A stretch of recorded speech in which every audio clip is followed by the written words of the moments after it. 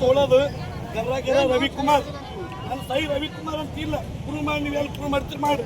ನನ್ನ ನೋಟಿಸ್ ಕೊಡಿ, ನನ್ನ ನೋಟಿಸ್ ರವಿಕುಮಾರ್ ಅಂತ ಹೆಂಗೆ ಮಾಡ್ತೀರಿ? ಇನ್ನೊಬ್ಬರ ಹಂಗೆ ಮಾತಾಡ್ತೀವಿ. ಯಾರು ಸೈ ರೀ? ಯಾರು ಸೈ ಸರಿ ನಿಮ್ಮ ತಲಾಟಿಗೆ ಸರ್? ಯಾರು ಸೈ ರೀ? ನಾ ಇಂಗ್ಲೀಷ್ನ ಸೈ ಮಾಡ್ತೀವಿ ಸರ್. ಕೊಟ್ಟಿರಿ, ನೀವು ಸೈ ಮಾಡಿಕೊಟ್ರಿ, ನೀವು ಸೈ ಮಾಡಿಕೊಟ್ರಿ.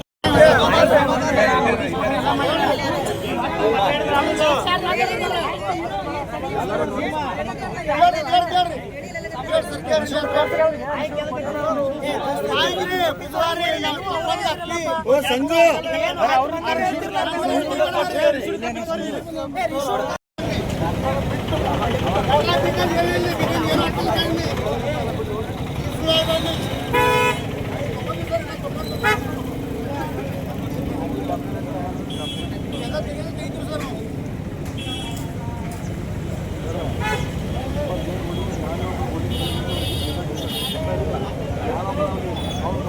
ನಾನು ಏನ ಗಣಪುರದಾಗ ಇರ್ತೀನಿ.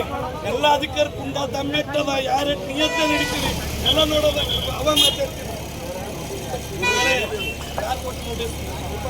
ನೋಟಿಸ್ ಕೊಟ್ಟು ಏನು ಬರ್ತೀರಿ? ಬರೆಯೋರೇನು ಹೇಳ್ತಿಂತಾರೆ ಒಟ್ಟಿಗೆ ಬಿ ಅಂತ ಯಾಕೆ ಬರ್ತೀರಿ? ಬರಿಬೇಕು, ಯಾಕೆ ಫುಲ್ ಬರಿಬೇಕು. ಬರೀಲಿಲ್ಲ ಯಾಕೆ ಬರ್ದ್ರಿ? ಫೋನ್ ಬರ್ತಾರೆ ಏರ್ತಾರೆ.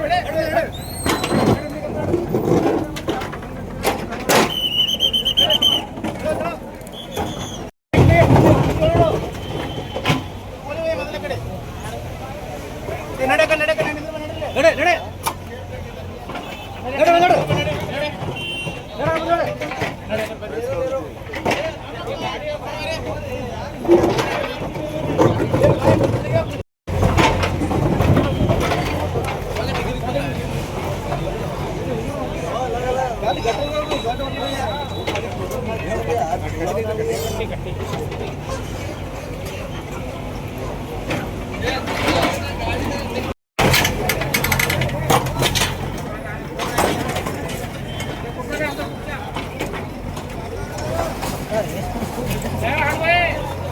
ನ್ಯೂಸ್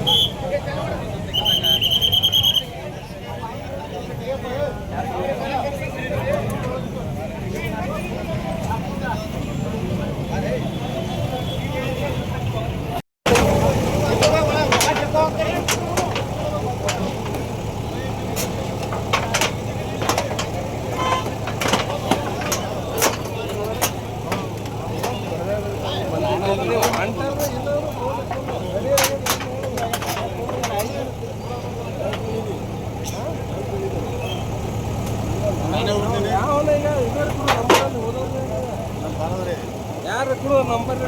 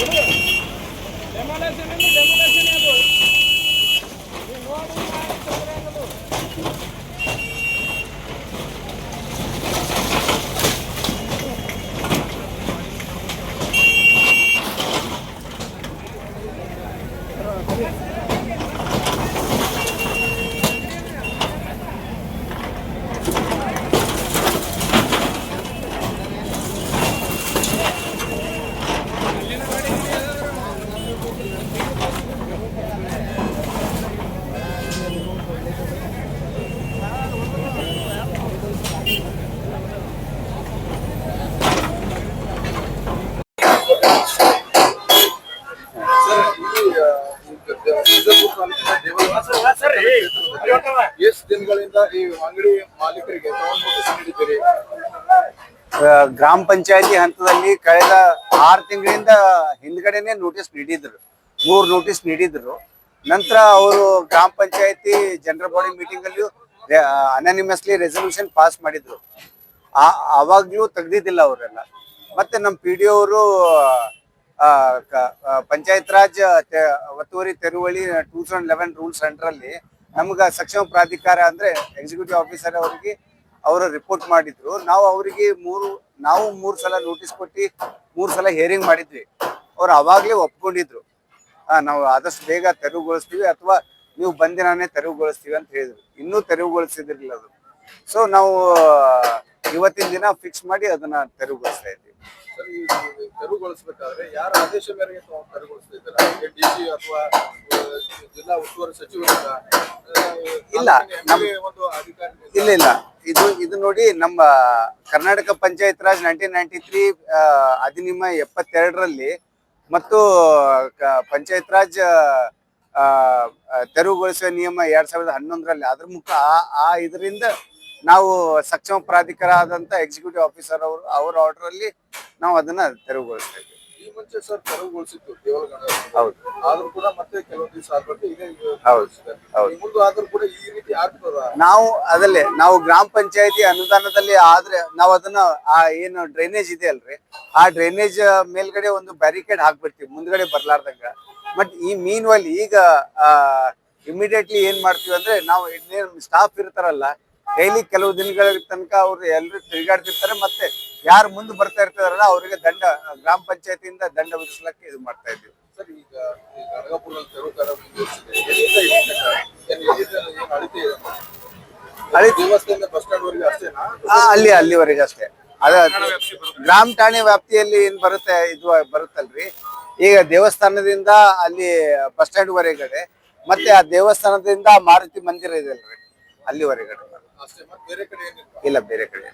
ಈಗ ತೆರವು ಕಾರ್ಯ ಮುಂದುವರಿಸಿದೆ ಬೆಳಿಗ್ಗೆ ಅಂತಾನೆ. ಏನೆಲ್ಲ ಸಮಸ್ಯೆಗಳು ತಾವು ಎದುರಿಸಿದ್ರಿ? ಸದ್ಯಕ್ಕೆ ಏನು ಅಷ್ಟು ಸಮಸ್ಯೆ ಬಂದಿಲ್ಲ. ಬಿಕಾಸ್ ಎಲ್ಲಾ ಏನು ಗ್ರಾಮಸ್ಥರಿದ್ರಲ್ಲ ತಾವಾಗಿ ತೆಗಿತಾ ಇದ್ ಎಂಕ್ರೋಚ್ಮೆಂಟ್ ಅವರು ಮಾಡಿದ್ವಿ ಅಂತ ಅವ್ರಿಗೆ ಗೊತ್ತಿತ್ತು. ಮತ್ ಅವರು ಹಿಯರಿಂಗ್ ಟೈಮಲ್ಲಿ ಅವರು ಒಪ್ಕೊಂಡಿದ್ರು. ಒಂದು ಒಳ್ಳೆ ಕೆಲಸನೇ ಆಗುತ್ತಾ, ನಾವು ಅದಕ್ಕೆ ಸಹಕಾರ ಕೊಡ್ತಿದೀವಿ ಅಂತ ಹೇಳಿದ್ದೇವೆ.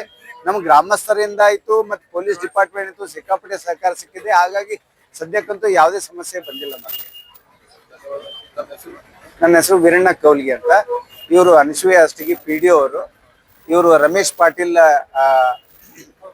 Assistant director panchayat Raj. ನಾನು ಎಕ್ಸಿಕ್ಯೂಟಿವ್ ಆಫೀಸರ್ ವೀರಣ್ಣ ಕೌಲ್ಗಿ.